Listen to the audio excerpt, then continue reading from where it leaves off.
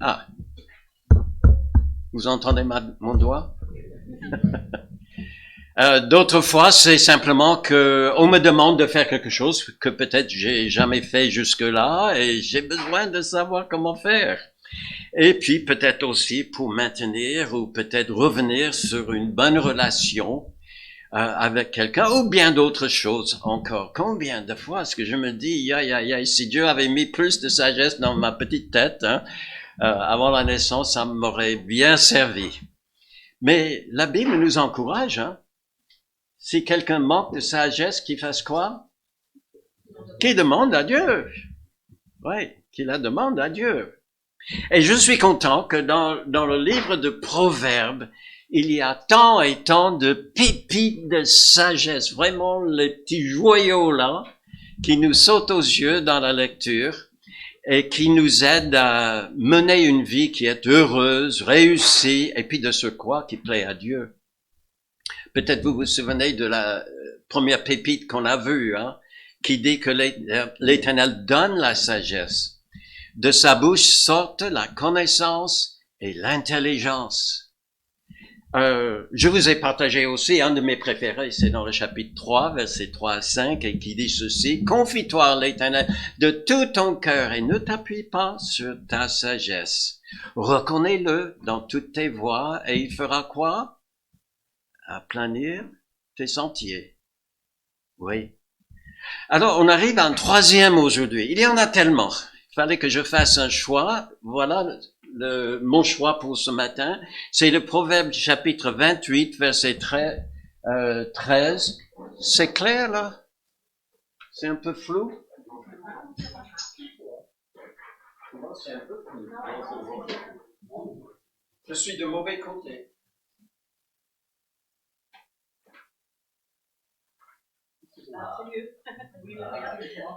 C'est mieux. C'est mieux.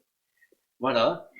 Alors, voilà le proverbe qui m'a interpellé ces derniers temps et qui dit ceci: celui qui cache ses transgressions, qui n'a pas fait ça à un moment donné. Ouais. Je l'ai fait une fois par une fausse accusation ou tout simplement en me taisant. Je suis convaincu presque jusqu'à aujourd'hui, alors que ma mère, elle était opérée 2 fois pour les cataractes, qu'elle avait les yeux derrière la tête. Elle savait tout ce qui se passait dans la maison. Alors j'aimais bien, et j'aime encore bien, des raisins secs.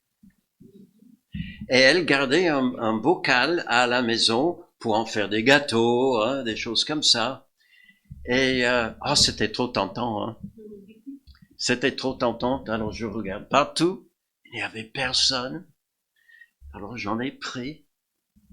Et je ne sais pas si ma mère, elle mesurait à chaque jour ou quelque chose, ou si elle pesait le bocal, mais elle s'en est rendue compte qu'il y en avait qui manquaient.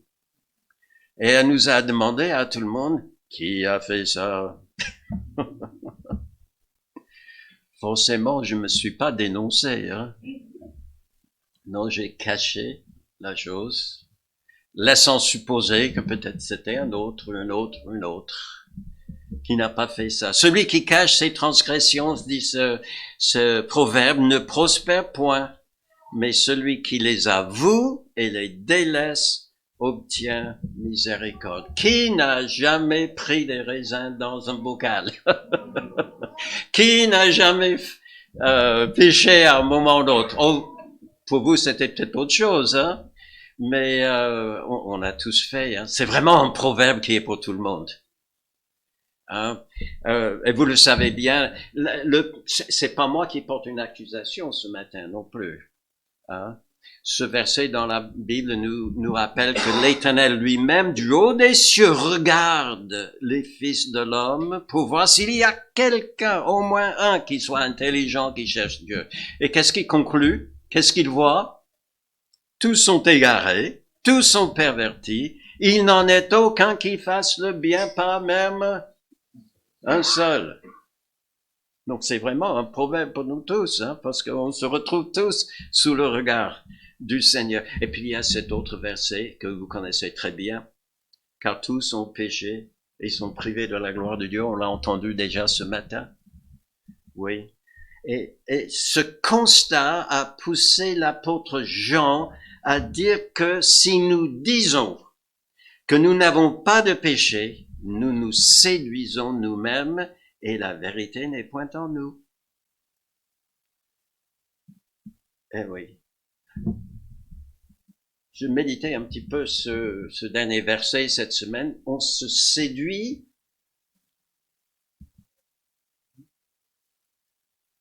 Ça veut dire que chacun d'entre nous, nous avons envie de croire que on n'a rien fait.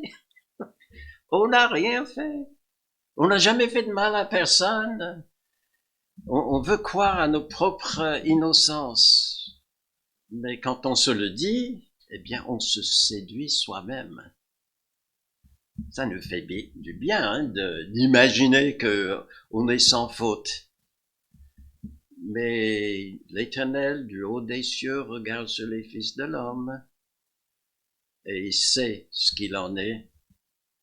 J'ai connu un homme dans le temps que je visitais de temps en temps dans l'espoir de lui annoncer l'Évangile. Et un soir, tard dans la soirée même, je crois que c'était vers 22h, 23h, je reçois un coup de téléphone de sa part et il m'a dit « Richard, tu peux venir me rendre visite ?» Je dis oui, pas de problème, je vais chercher mon agenda et puis on va se fixer un rendez-vous pour... Ah, il dit non, c'est pas pour plus tard, c'est maintenant. Je dis maintenant. Vous voyez quelle heure il est? Oui, mais viens de me voir. Alors je suis allé le voir et voilà de quelle manière il m'a accueilli à la porte. Ah, si. Alors je ne sais pas s'il craignait que ce soit quelqu'un d'autre qui arrive, qui avec une dent contre lui, hein, et qui voulait se protéger. Ah ben, il m'a pas attaqué, hein, je vous rassure. Mais il m'a dit ceci. Moi, j'ai jamais rien fait de mal, hein. J'ai jamais rien fait de mal à personne. Là, tu peux poser alors ton couteau, hein. Et puis, on a pu annoncer l'évangile quand même à cet homme-là. Je ne sais pas s'il s'est jamais converti ou pas. Mais on se séduit si on imagine que on n'a jamais rien fait. Ça me fait penser à tout ce groupe d'hommes qui avaient surpris, on voit qu'ils avaient un peu arrangé l'affaire. Hein. Ils connaissaient des personnes dans la ville où ils étaient, et ils savaient qu'il y avait telle femme qui avait de mauvaises habitudes, et sans doute ils ont attendu le bon moment. En tout cas, la Bible dit qu'ils l'ont pris en flagrant délit d'adultère. Et ils l'ont traîné devant Jésus dans l'espoir de faire deux choses. Premièrement, de la voir, cette femme, condamnée. Selon la loi, il fallait la lapider. Et ils cherchaient également, c'est la deuxième chose, une accusation contre Jésus. Ils voulaient condamner les deux, finalement. Et voilà ce que Jésus-Christ leur a dit, que celui de vous qui est sans péché, hein, qui se l'imagine, hein, eh bien que ce soit lui qui jette le premier la pierre contre elle. Et puis le texte dit que quand ils entendirent cela, Jésus ne les accusait pas. D'ailleurs, il s'est abaissé, il a fait comme s'il écrivait quelque chose au sol. La Bible dit que le Père n'a pas envoyé le Fils dans le monde pour condamner le monde, mais pour que le monde soit sauvé par lui. Alors, il n'a rien dit. Mais, ils étaient accusés par leur propre conscience. Et les uns après les autres se sont retirés. Ouais. Parce qu'ils se sont rendus compte, aussi pieux et qu'ils pensaient l'être avant, hein. Ils se sont rendus compte, ouais, devant Dieu, on est tous pécheurs. Alors je pense qu'on est tous convaincus, mais si par hasard il y en a au moins une personne ce matin qui se dirait, moi j'ai jamais rien fait, eh bien, on le fait pas souvent, mais ce matin on va lire les 10 commandements. Vous les connaissez, n'est-ce pas? Peut-être pas de cœur, mais qui disent, tu n'auras pas d'autre Dieu devant ma face. Tu ne feras pas de statue ni aucune forme de chose devant laquelle tu vas te prosterner. Tu ne prendras pas le nom de Seigneur ton Dieu en vain ou pour tromper. Souviens-toi du sabbat pour en faire un jour sacré. Ah oui, Seigneur, tu sais, je ne manque jamais, jamais, jamais. Honore ton père et ta mère. Encore des enfants qui sont là. Honore ton père et ta mère. Tu ne commettras pas de meurtre, ni d'adultère, ni de vol. Tu ne porteras pas de faux témoignages contre ton prochain et tu ne convoiteras point. Alors je pense que devant cette liste-là, et ça n'est que 10 des commandements dans la parole de Dieu, on est tous un peu comme ça. Oui, alors moi aussi, je suis pécheur. Et le proverbe que nous regardons ce matin dit que devant ce constat-là, on est tiraillé entre deux réactions possibles. Deux réactions possibles et qui sont assez communes. Et la première, et celle-ci, c'est de cacher sa transgression. On a vu ça tout à l'heure dans le verset. C'est de la cacher. D'essayer de se convaincre, peut-être de convaincre les autres aussi, j'ai rien fait, c'est pas ma faute. Cacher la transgression. Qui est la première à le faire? Je pense que c'est Caïn. Caïn, il a tué son frère dans le champ, par jalousie sans doute, mais en tout cas, il a tué son frère. Et quand l'Éternel est venu dire à Caïn, où est ton frère? Il a prétendu ne rien savoir, et d'ailleurs il dit, je suis pas le gardien de mon frère. Et à Dieu de répondre ceci, qu'as-tu fait? La voix du sang de ton frère crie de la terre jusqu'à moi. Et puis il y avait les frères de Joseph, les 10 frères. Ça fait 11, le 12e n'est pas encore né, Benjamin. Donc les 10 frères ont voulu faire savoir, et ils l'ont fait. Ils ont prétendu à leur papa, Jacob, que Joseph a été attaqué dans un champ par une bête féroce et qu'il est mort. C'était pas vrai, Benjamin?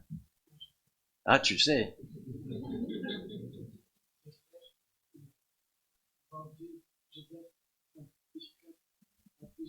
Eh oui, eh oui. Mais ça, j'allais dire un hasard. C'était pas un hasard. C'était Dieu qui a arrangé les choses de sorte qu'il y avait cette caravane qui passait à ce moment-là, parce que dans leur cœur, ils voulaient le tuer. Ils voulaient bien le tuer. Le sang qu'il y avait sur le manteau multicolore de Joseph, c'est le sang d'une bête qu'ils avaient pris du troupeau. Un agneau, un bélier, ou que sais-je, et qu'ils avaient mis. C'était pas le sang de Joseph. Mais c'était pour cacher ce qu'ils avaient fait. Et la bête féroce, soi-disant. C'était qui dans l'histoire qui était des bêtes féroces? C'était des frères. Ils n'avaient nul besoin d'une bête féroce qui errait dans les champs, lion, ours, loup, qu'est-ce que je sais. Ils n'avaient pas besoin de ça. Mais ils ont cherché à cacher la chose devant le Père. Et ils l'ont fait pendant presque 20 ans. Et puis Moïse, vous connaissez l'histoire de Moïse, cet homme qui a compris que tout en étant élevé dans la maison de la fille du Pharaon, c'était un juif et il sentait ce lien très proche à ses frères, comme il disait. Et à un moment donné, il voit qu'un de ses frères est maltraité par un Égyptien et la Bible dit qu'il a regardé de côté et d'autre. Personne. Paf! Et il a tué l'Égyptien. Et qu'est-ce qu'il a fait après? Il a caché. Hein? Il voulait cacher la chose. Oh, Dieu n'a pas permis à ce que ça reste comme ça, hein? Mais c'est ce qu'il a cherché à faire. Et peut-être l'histoire le plus touchante dans la Bible, c'est celle que nous avons déjà en tête par des chants que nous avons chantés. C'est que Judas, il a cherché à cacher sa trahison derrière un baiser.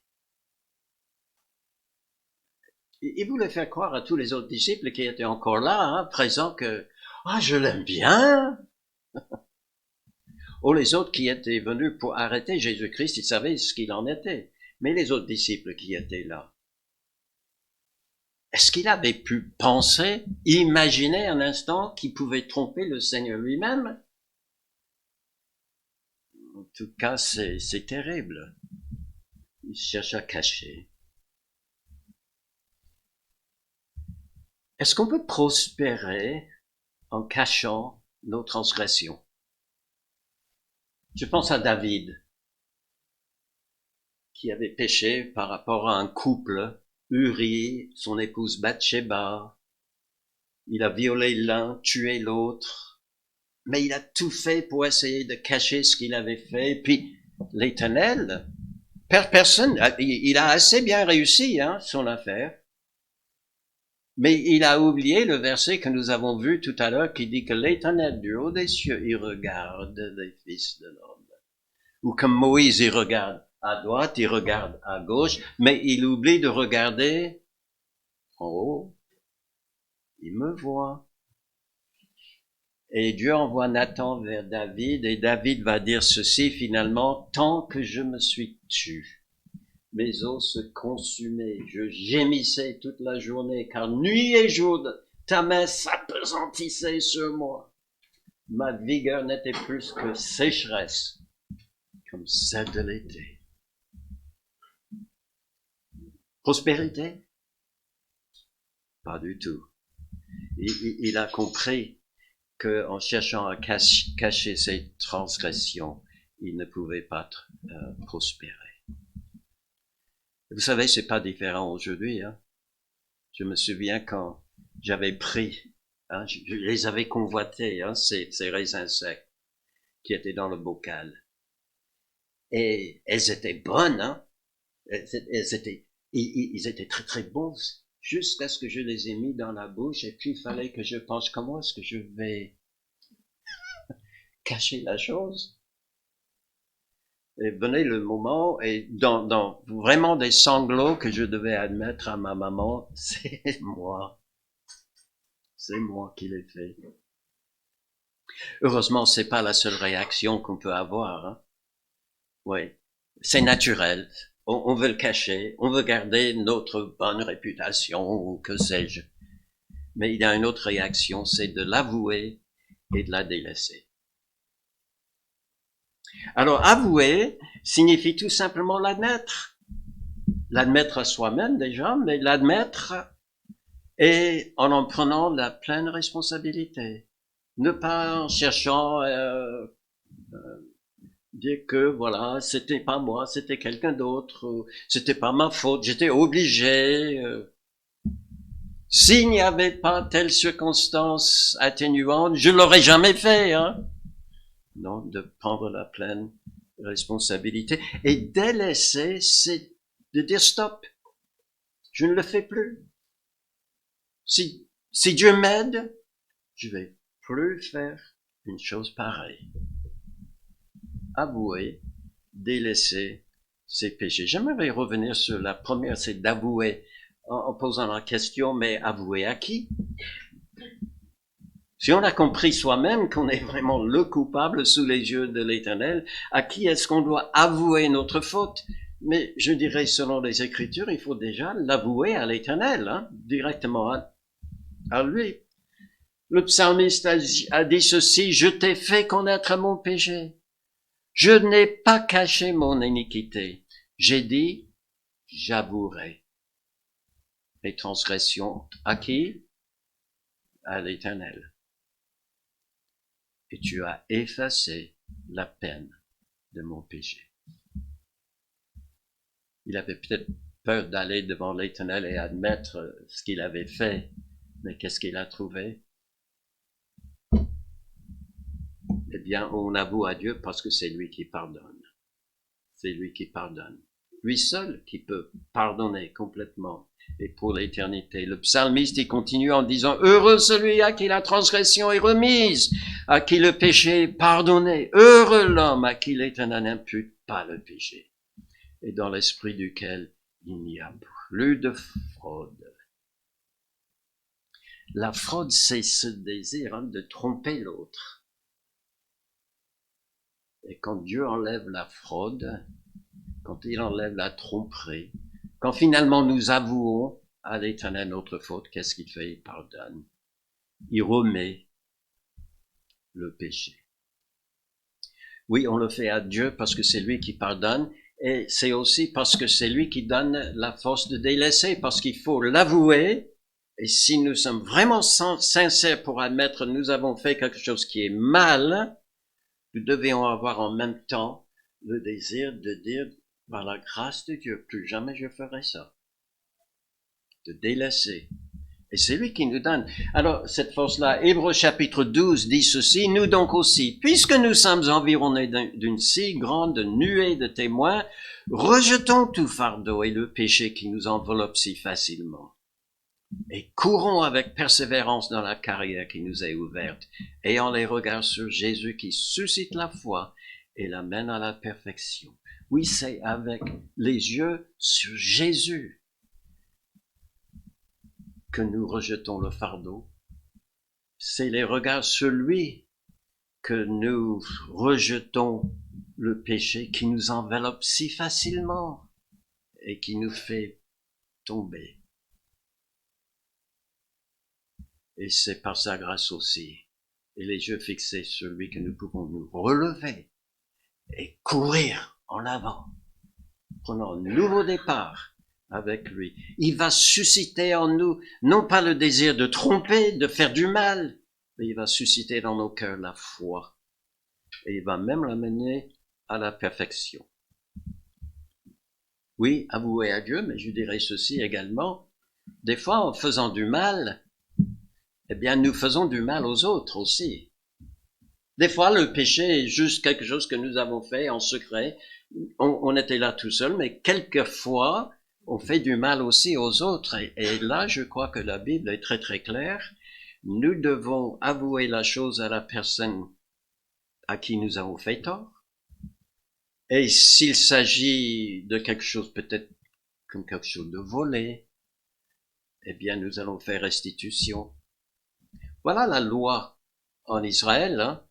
Lorsque quelqu'un péchera et commettra une infidélité envers l'Éternel en mentant à son prochain au sujet d'un dépôt, le prochain a dit, tu veux bien garder ça pour moi?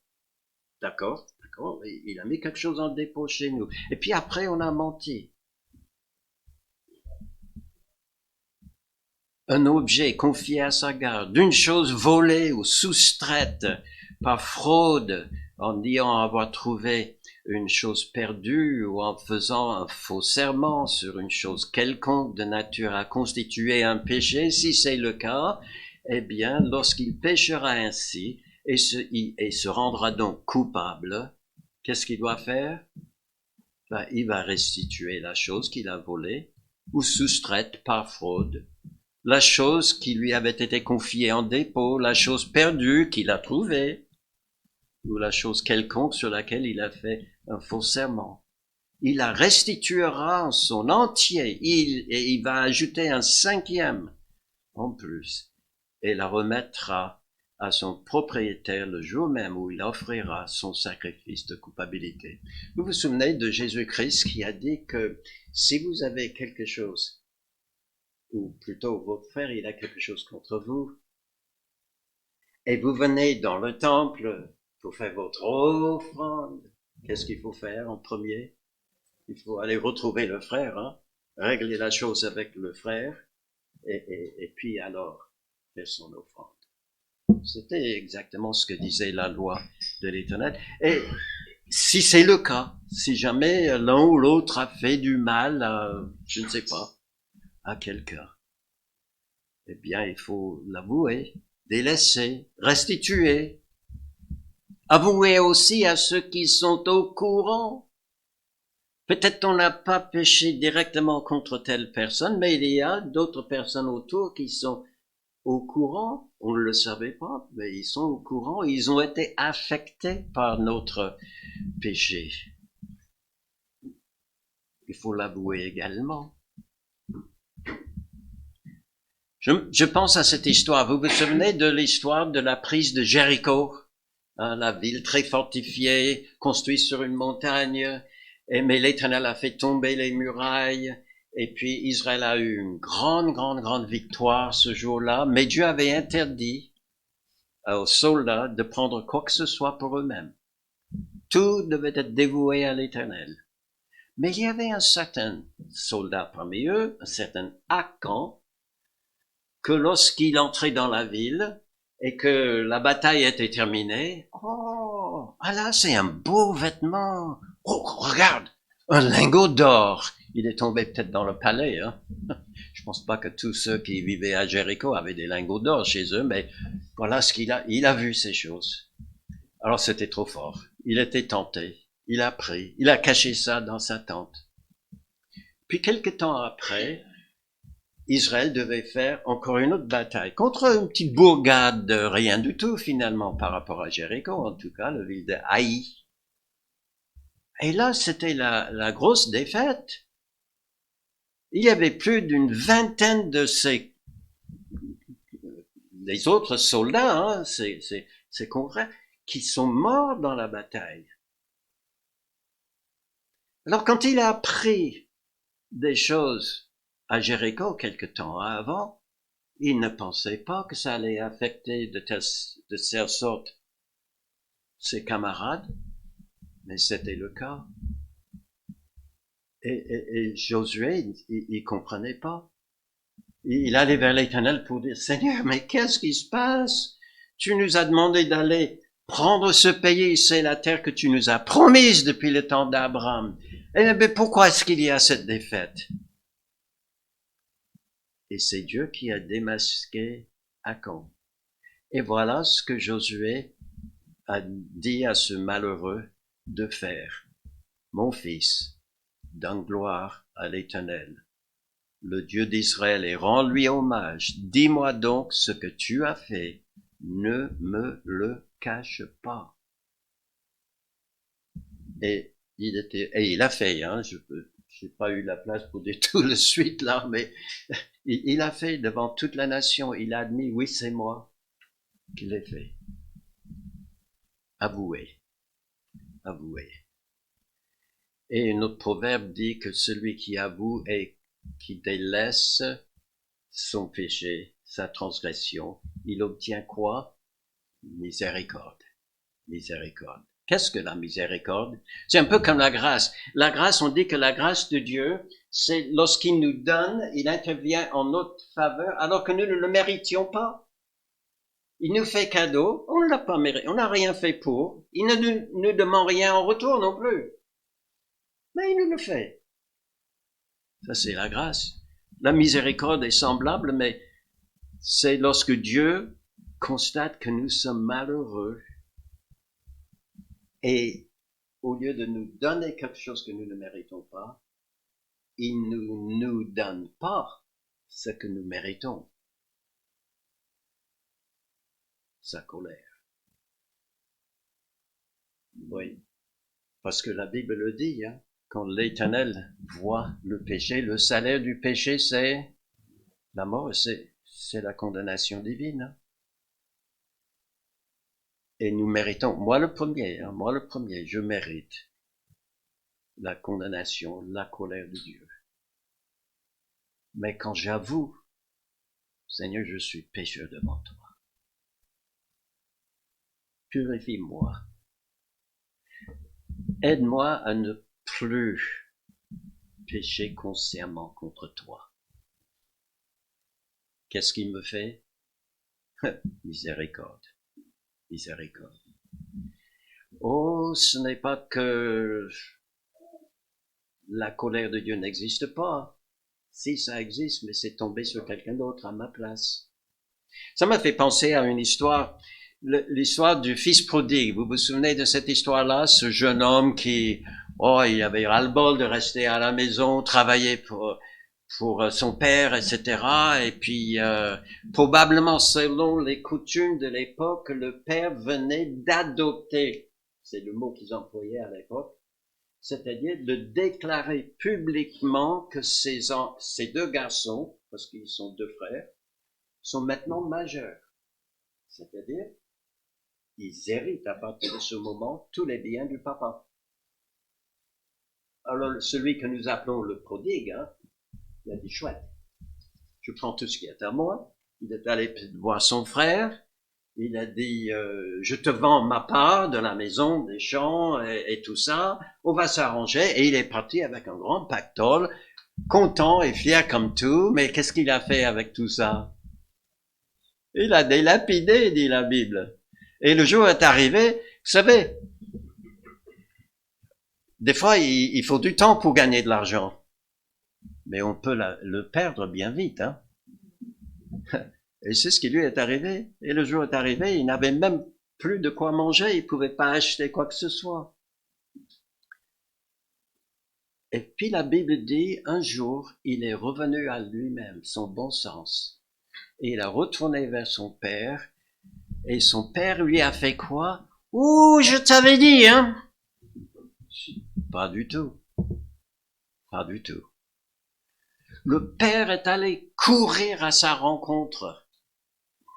Il a mis sur son doigt un anneau pour dire, c'est mon fils!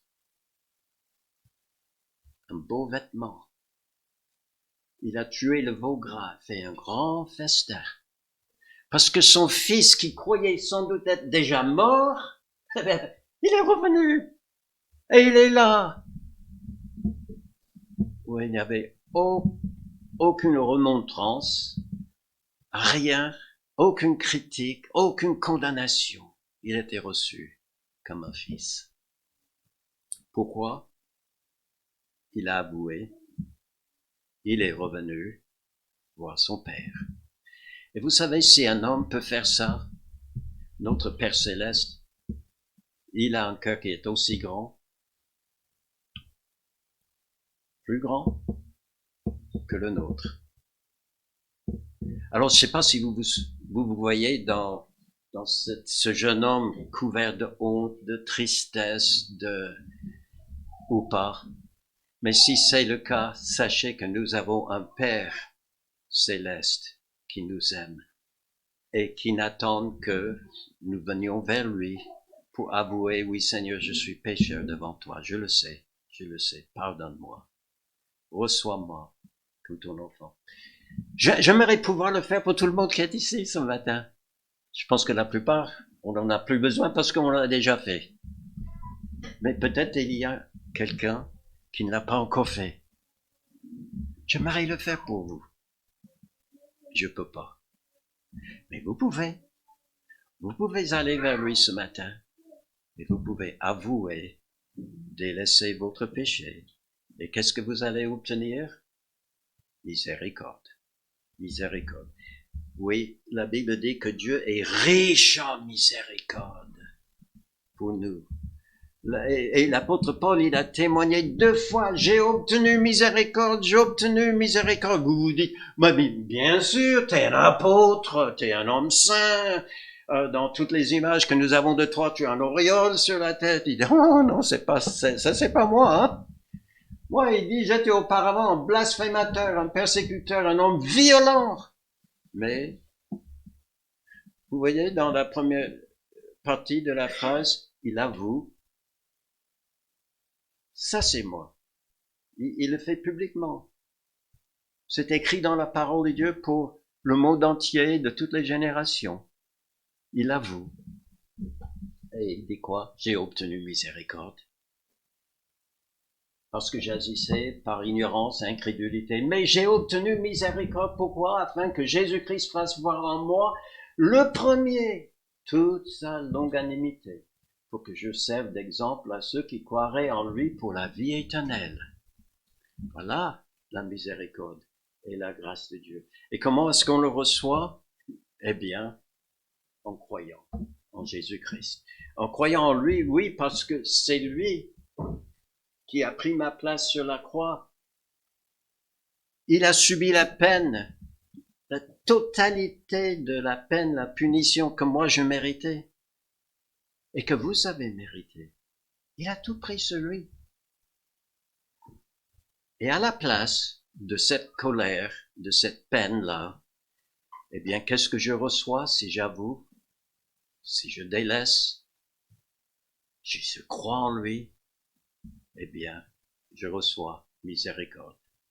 Alors voilà ce dernier encouragement de la parole de Dieu. Donc, approchons-nous donc avec assurance du trône de la grâce afin d'obtenir miséricorde et de trouver grâce pour être secourus dans nos besoins. Et nous en avons tous besoin.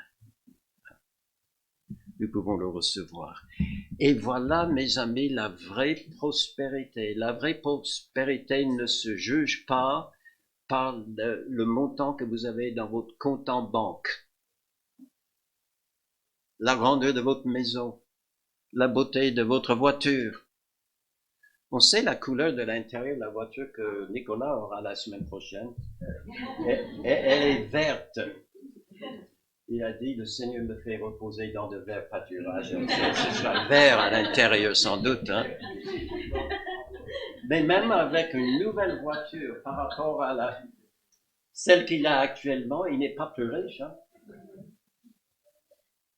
Et nous ne le serions pas non plus.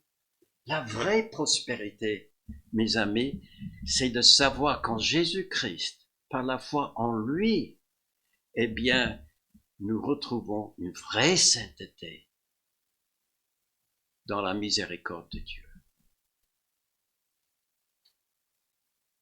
On va baisser nos têtes et prier un instant. J'aimerais prier.